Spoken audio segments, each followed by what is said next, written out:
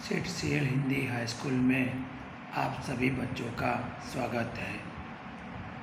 सरकार के दिए गए होम लर्निंग कार्यक्रम के अंतर्गत मैं कक्षा 11 के अर्थशास्त्र विषय में प्रकरण 4 के बारे में आज मैं आपको और आगे बढ़ाऊंगा। प्रकरण 4 में अपने को क्या क्या देखने का है उसके बारे में हम पहले जान लेते हैं। प्रकरण 4 का नाम है पूर्ति। उस प्रकरण में अपने को पूर्ति का अर्थ, जत्थे का अर्थ और उत्पादन का अर्थ देखने का है। पूर्ति और जत्थे के बीच में क्या संबंध है वो देखने का है। पूर्ति को असर करने वाले जो परिबल है उसके बारे में देखने का है। पूर्ति का जो नियम है उसके बारे में देखने का है। व्यक्तिगत पूर्ति और बाजार पूर्ति में क्या अंतर है वो देखने का है। पूर्ति के जो अपवाद है वो देखने का है। पूर्ति फलन देखने का है। पूर्ति में परिवर्तन कैसे आता है वो देखने का है। और बाजार में वस्तु की कीमत का निर्धारण कैसे होता है वो इस प्रकरण में अपने को देखने का है। बच्चों, आप इसको YouTube में सब्सक्राइब करके भी देख सकते हो और लाइक करके भी देख सकते हो। इस प्रकरण को आपके पास जो किताब है उसमें भी देख के आप पढ़ सकते हो। बच्चों, हम पाठ या प्रकरण की शुरुआत करते हैं पूर्ति और जत्थे का अर्थ देखकर। उससे पहले अपने को उत्पादन का जो अर्थ है वो भी देखना पड़ेगा। उत्पादन अर्थात क्या, अपने को एक सवाल होगा बच्चों। उत्पादन अर्थात निश्चित समयावधि में अपने पास जो उपलब्ध साधन है उन साधनों के द्वारा आप जितने प्रमाण में वस्तु का जो नव सृजन करते हो उसको उत्पादन कहते हैं। फिर से एक बार देख लेते हैं बच्चों। निश्चित समय में अपने पास उपलब्ध साधनों के द्वारा आप जितने प्रमाण में चीज वस्तुओं का नव सृजन करते हो उसे उत्पादन कहते हैं। उत्पादन नव सृजित चीज वस्तुओं का प्रमाण दर्शाता है। ये हमने उत्पादन का अर्थ देखा। अब आगे देखते हैं पूर्ति का अर्थ।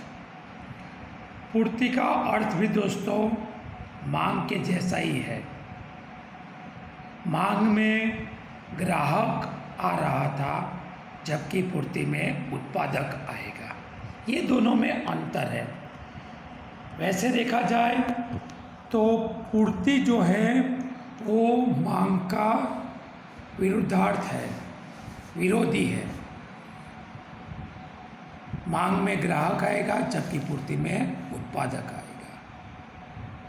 तो देखते हैं उत्पादक का अर्थ नहीं बल्कि पूर्ति का अर्थ, क्योंकि हमने उत्पादन का अर्थ तो पहले देखा।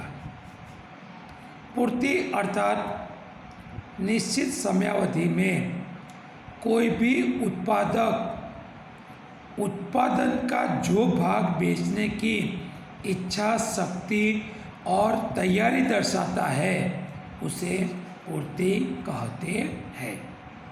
फिर से एक बार बच्चों, मांग के जैसा ही थोड़ा अर्थ है इसमें भी दोस्तों।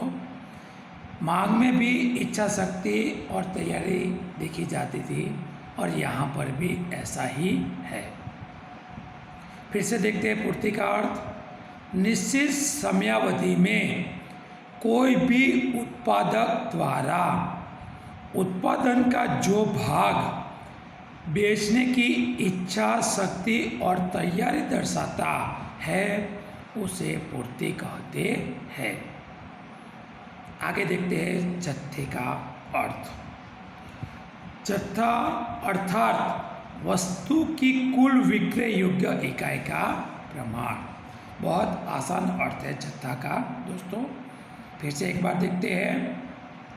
वस्तु की कुल विक्रय योग्य इकाई का प्रमाण। अपने को जो बेचने की वस्तु है, चीज वस्तुएं है, उसका कुल प्रमाण है इकाई का, उसे जत्था कहते हैं। फिर से एक बार। वस्तु की कुल विक्रय योग्य इकाई का प्रमाण अर्थात जत्था का अर्थ। यहाँ पर मांग की तरह ही दोस्तों पूर्ति में भी इच्छा शक्ति और तैयारी होनी चाहिए। आप अपनी किताब में भी ये देख सकते हो और पढ़ सकते हो बच्चों, और मेरी आवाज़ सुन के ये सीख भी सकते हो। यहाँ पर सिर्फ इच्छा होने से पूर्ति नहीं हो सकती, इच्छा के साथ साथ उसकी शक्ति और तैयारी भी होनी चाहिए। आगे देखते हैं पूर्ति और जत्थे के बीच का अंतर। कई बार लोग ऐसा ही समझते हैं कि पूर्ति और जत्थे के बीच में कोई अंतर नहीं है, मगर दोस्तों दोनों में बारीकी अंतर है। तो दोनों में क्या अंतर है वो पहले देखते हैं।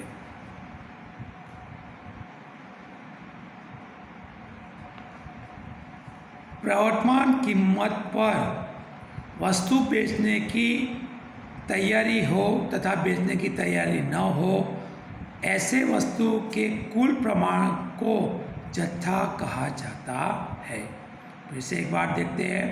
प्रवर्तमान कीमत पर वस्तु बेचने की तैयारी हो तथा बेचने की तैयारी न हो, ऐसे वस्तु के कुल प्रमाण को जत्था कहा जाता है। यानी कि आप जो बेचते हो, जिसकी इच्छा शक्ति तैयारी है वस्तु की बेचने की, उसे भी जत्था कहा जाता है। और जो अपने गोदाम में जो माल पड़ा हुआ है बेचे बिना, उसे भी हम जत्था कहते हैं।